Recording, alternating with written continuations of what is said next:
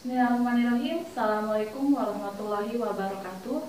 Selamat pagi semuanya. Perkenalkan, saya Ida Rosidawati. Saya staf pengajar di dosen S1 Keperawatan Universitas Muhammadiyah Tasikmalaya. Oke, pada kesempatan hari ini saya akan melakukan praktikum terkait dengan penanganan masalah airway atau penanganan masalah jalan napas. Tujuannya untuk apa? Untuk membebaskan jalan napas agar udara dari paru-paru bisa berjalan lancar sehingga kebutuhan oksigenasi tubuh bisa terpenuhi. Nah, untuk penanganan jalan napas ini kita bisa menggunakan alat ataupun tidak menggunakan alat. Nah, kita akan jelaskan bagaimana sih cara penanganan jalan napas dengan tidak menggunakan alat. Yaitu yang pertama ada teknik head tilt, chin lift, dan jaw thrust. Head tilt ini tengadahkan kepala, chin lift angkat dagunya, jaw thrust, dan tarik lehernya. Nah, sebelum kita perkenalkan alat-alatnya, kita akan melakukan cuci tangan terlebih dahulu. Oke, 1, 2, 3, 4, 1, 2, 3, 4, 1, 2, 3, 4, 1, 2, 3, 4, 1, 3, 4, 1, 2, 3, 4, 1, 2, 3, 4, 1, 2, 3, 4, 1, 2, 3, 4. Nah, oke, kita pakai sarung tangan terlebih dahulu. Ini APD, ya, alat pelindung diri. Ini APD minimal. Silakan gunakan sarung tangan yang sesuai dengan ukurannya, teman-teman semua.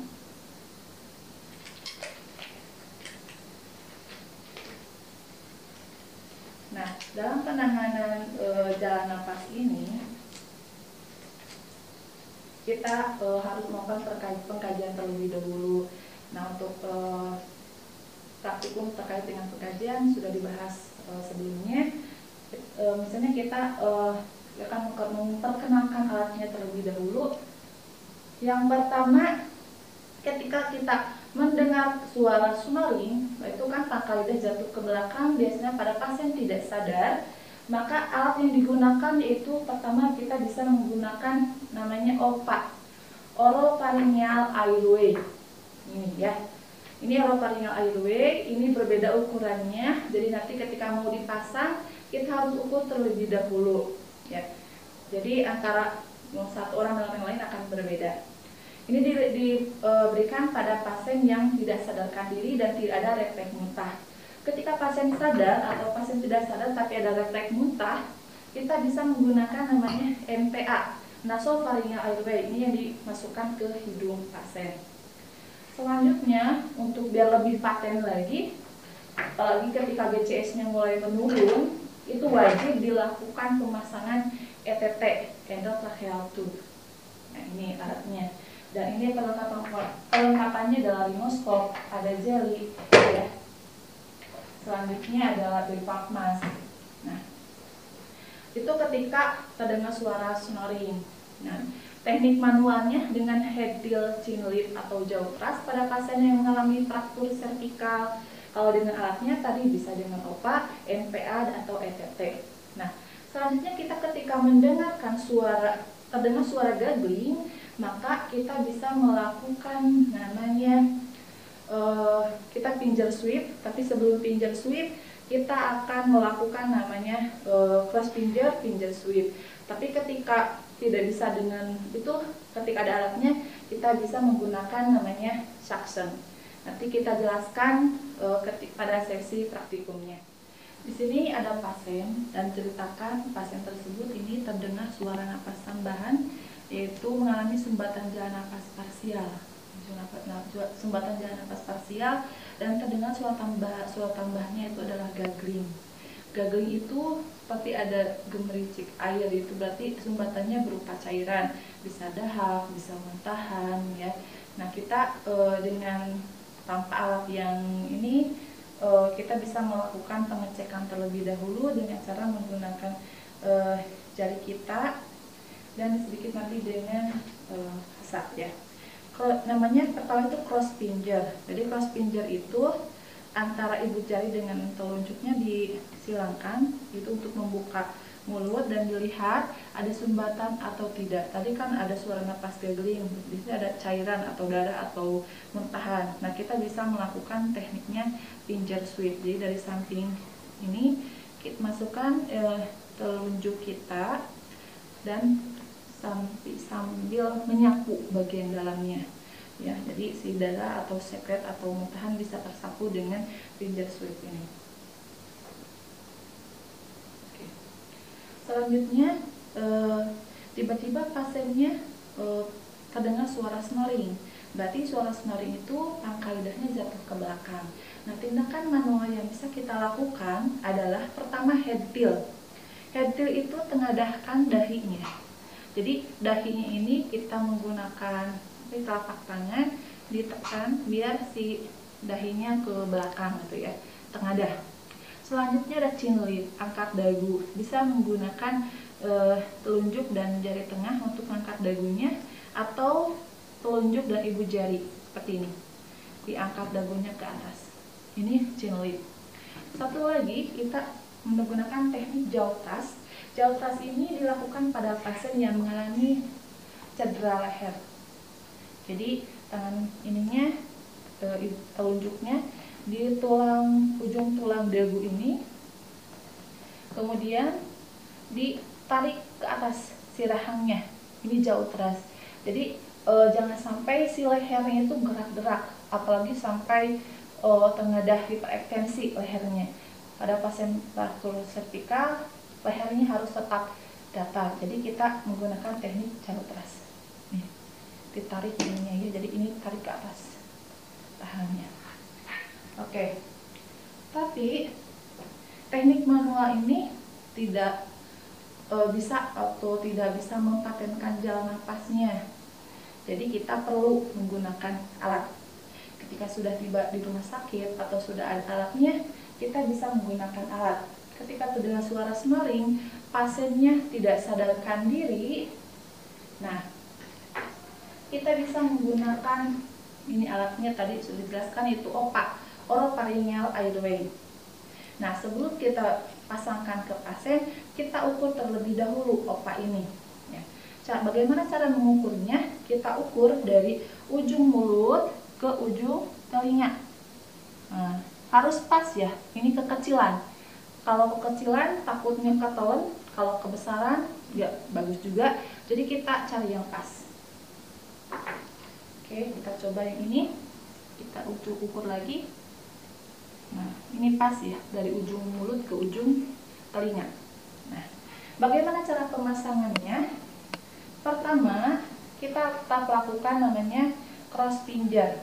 Jadi, si telunjuk ke gigi atas, ibu jari ke gigi bawah. Bagaimana cara memasukkannya? Ini si OPA ini, posisinya seperti ini dulu. Masukkan, setelah dimasukkan, putar 180 derajat. Setelah itu masukkan ke dalam seperti ini. Ini sebenarnya tidak perlu dilakukan fiksasi. Jadi ketika pasien ada refleks muntah, berarti nggak boleh dipasang ini, ya. Misalnya walaupun pasien tidak sadar, ada ketika kita masukkan refleks seperti itu, kita jangan paksa ini difiksasi biar tetap terpakai. Tapi kita bisa ganti OPA ini dengan NPA. Ya. Ingat tadi OPA itu dipasang pada pasien tidak sadar dan tidak ada refleks muntah. Kalau ada refleks muntah, kita ganti dengan NPA. Nah, NPA ini dimasukkannya ke hidung, nasopharyngeal airway. Cara tetap ya, ukur dulu ke panjangnya dari ujung hidung ke ujung telinga. Nah, untuk ukuran ininya kita ukurkan dengan jari kelingking pasien. Jangan jari kelingking kita ya, takutnya kita kecil atau besar gitu ya. Nah, ini kan sama ya dengan jari kelingking pasien, berarti bisa masuk ya ke hidung pasien. Bagaimana cara masukkannya? Sama kayak MDT aja masukkannya. Kalau tadi kan OPA harus gini dulu, NPA mah langsung aja. Kita lihat mana yang paling gede lubang hidungnya, lalu masukkan seperti ini aja langsung ya, dimasukkan set. Nah, ini NPA. Jadi ke hidung, nasopharyngeal airway. Selanjutnya, ketika GCS pasien mulai turun, bahkan sampai GCS-nya 8, itu wajib dipasang namanya ETT, endotracheal tube. Nah, jadi ini langsung ke trakeanya. Ya, namun sebelumnya, sebelum dipasang, ini kita harus melakukan namanya hiperventilasi. Hiperventilasi itu kita berikan oksigen atau napas, ya, sambil kita menyiapkan alat. Ini bisa dilakukan oleh asisten. Sudah siap, kita ambil alatnya, ya. Jadi ini kita kasih jeli terlebih dahulu. Nah, untuk pasien yang mengalami fraktur tulang servikal, tandanya yang pertama, pasiennya mengalami cedera kepala dengan penurunan kesadaran, terus multiple trauma, banyak traumanya, misalnya ada fraktur di kaki, ada luka-luka di tangan, lecet-lecet di kepala, jadi terus ada fraktur di atas klavikula ke atas, pasiennya biomekanikanya mendukung, misalnya jatuh dari ketinggian atau terserempet motor beberapa meter. Nah, kita curigai pasien mengalami fraktur servikal. Apa yang harus kita lakukan? Kita harus mengontrol servikalnya biar tidak bergerak. Nah, kita bisa menggunakan namanya collar neck. Collar neck ini ada yang soft, ada yang hard. Kita menggunakan yang soft, ya. Pertama, ini ya, kita masukkan perlahan-lahan. Bagusnya ada teman yang membantu untuk menahan si servikalnya dengan cara seperti ini, ya. Nah, yang satu lagi nanti masang. Mohon bantuannya. Silakan mohon bantuannya untuk nah, ininya tangannya yang 4 di bawah, yang 1 di atas. Oke, seperti ini. Kita akan masang ini, jadi tidak diangkat, ya. Nah, terus kita lakukan sapuan dada. Mohon maaf, ininya kita lepas dulu, ya. Baru kita pasangkan ini. Oke, terima kasih bantuannya. Sampai pas, ya, ininya. Nah, kalau sudah, nah, tadi terdengar suara snoring, kita pasang yang namanya OPA. Tadi cara-caranya sudah dijelaskan. Cross pinjer seperti ini, lalu masukkan, tekan ke dalam. Ketika sudah terpasang OPA ini, tiba-tiba terdengar suara gargling. Apa yang dilakukan ketika sudah menggunakan alat seperti ini? Oke, kita menggunakan alat suction. Kita akan menyiapkan alat suctionnya, ya. Mesinnya kita colokkan, tekanannya kita atur. Oke. Nah, ini selangnya sudah kita pasangkan. Nah, ingat prinsip suction itu ada 4A. Pertama, aseptik. Ini harus steril, ya. Yang kedua, asianotik. Jangan lama-lama. Waktunya kalau dewasa itu maksimal 15 detik. Jadi bayi dikali anak dewasa, 3 kali 5, 15. 3 detik untuk bayi, 5 detik untuk anak-anak, 15 untuk dewasa. Selanjutnya, atraumatik. Jadi ketika suction itu, kita akan masukkan, ya, ini masih dalam keadaan tertutup. Ketika memasukkan, dalam keadaan terbuka. Nah, masukkannya ke sini kalau sudah terpasang OPA, ya. Atraumatik itu jangan sampai menimbulkan trauma, ya. Jadi kita dengan penuh perasaan saja, afektif dengan penuh perasaan. Karena pasien tidak sadar, walaupun pasien tidak sadar, kita melakukan suction akan menimbulkan rasa sakit bagi pasien. Nah, ketika sudah masuk seperti ini, baru kita tutup ininya. Nah, baru kita tarik sambil diputar-putar. Nah, lepaskan, kita ini bilas dengan NaCl. Kalau sudah tidak ada suara gargling lagi, berarti sudah suctionnya dimatikan kembali. Ininya. Selanjutnya, tiba-tiba GCS pasien mengalami penurunan, bahkan mungkin misalnya sampai 8. Nah, 8 GCS 8 pasien mau dirujuk, minimal terpasang OPA ini ya, terpasang OPA ini. Tapi bagusnya kita menggunakan alatnya itu yang namanya ETT, endotracheal tube. Oke, kita lihat alatnya ya. Di sini ada namanya ETT ya, endotracheal tube. Selanjutnya kita ada spet. Nanti kita akan cek bagus tidaknya si balon ini ya. Masih bagus, tidak ada yang bocor. Tarik lagi. Selanjutnya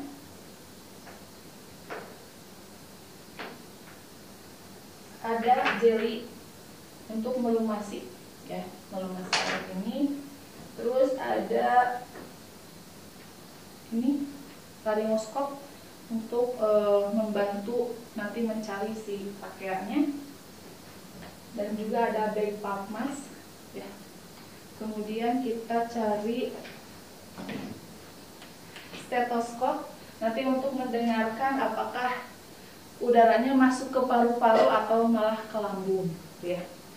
Oke, ini sudah dicek, kita kasih jeli. Sudah, kita pasangkan laringoskopnya. Ini hati-hati, awas kejepit ya. Masuk ini. Namun ini bagusnya harus ada asisten sebenarnya, karena sebelum dilakukan ETT, pemasangan ETT ini harus dilakukan hiperventilasi terlebih dahulu. Ya. Ini jadi dikasih bantuan nafas terlebih dahulu. Kalau sudah, kita siapkan ininya. Harus cepat karena takutnya menimbulkan sianosis hipoksia pada pasien. Ini opanya dicabut terlebih dahulu. Kemudian kita masukkan si ini laringoskop, terus pijat terlebih dahulu untuk membuka, terus masukkan sampai kelihatan si trakeanya. Biasanya warnanya merah ya, merah. Telusuri, atau kita lebih enak menggunakan tangan kiri aja. Tekan gini, hati-hati jangan sampai nekan ke gigi, takutnya giginya rontok. Nah, ini kita telusuri dengan lampu ini sampai masuk ya, sampai masuk. Setelah masuk, lepaskan ininya.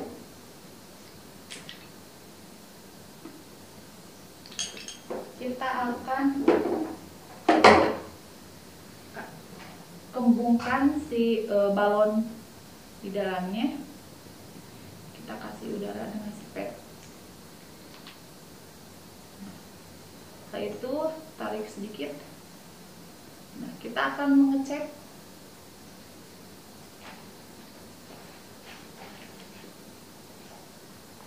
jangan dulu difiksasi. Kita akan mengecek dulu apakah ini si ETT ini masuk ke paru-paru atau tidak. Ya. Kita dengarkan.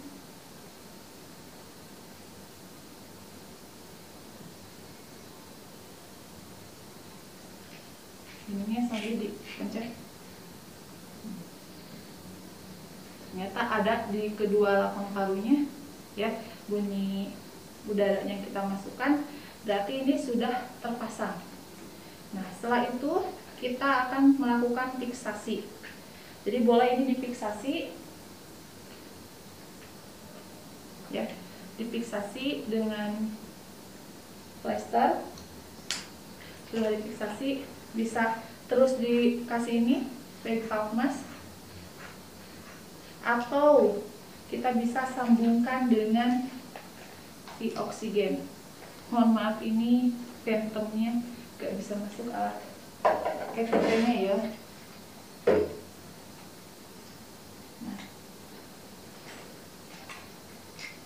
Jadi ini kita tidak perlu terus menerus untuk atur saja itunya ya.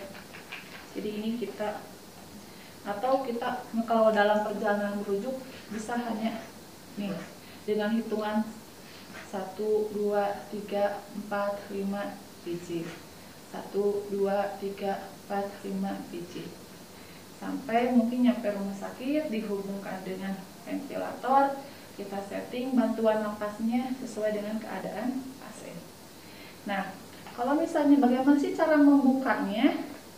Nah, cara membukanya asal jangan asal cabut aja, tapi kita harus kempeskan dulu si balon di dalamnya. Takutnya kalau kita asal cabut nanti ruptur ya si rangkaiannya. Jadi kita kempeskan dengan cara menarik lagi ini sampai si balon di sini kempes, berarti balon di dalamnya juga kempes. Nah, setelah itu boleh kita tarik perlahan-lahan. Nah, pasien sudah bisa jalan nafasnya sudah bagus ya, tidak membutuhkan alat lagi. Mungkin seperti itu untuk membebaskan jalan nafas dengan alat ya. Silakan dipelajari, diteliti kembali bagaimana cara membuka jalan nafas dengan alat. Tadi ada OPA, ada MPA, dan terakhir ada ETT. Ketika itu terdengar suara snoring.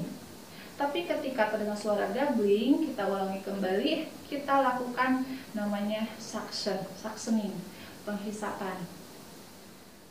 Oke, selanjutnya tadi kita sudah bahas penanganan sumbatan jalan parsial. Sekarang kita akan bahas terkait dengan penanganan sumbatan jalan nafas total.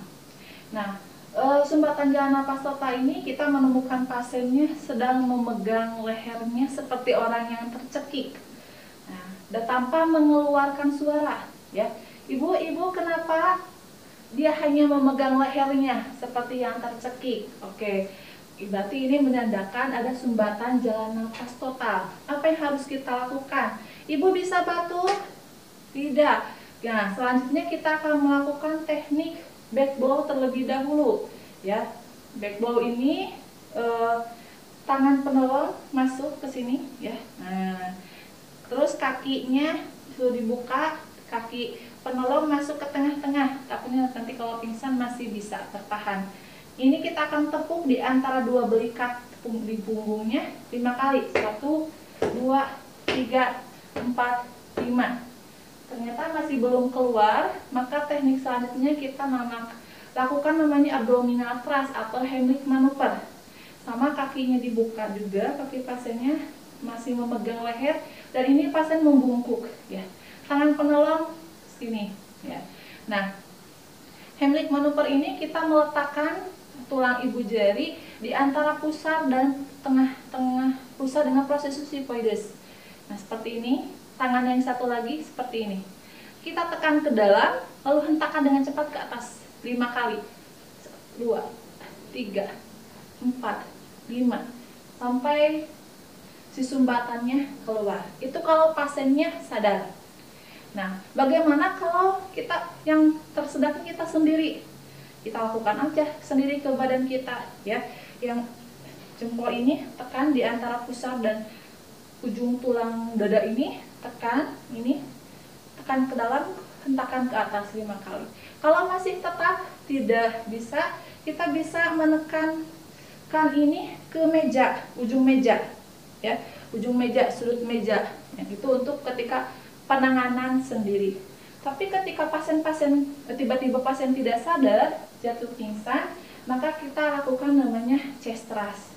Nah, chest thrust ini kita tekannya di antara puting ya, di antara puting ini kita tekan 5 kali.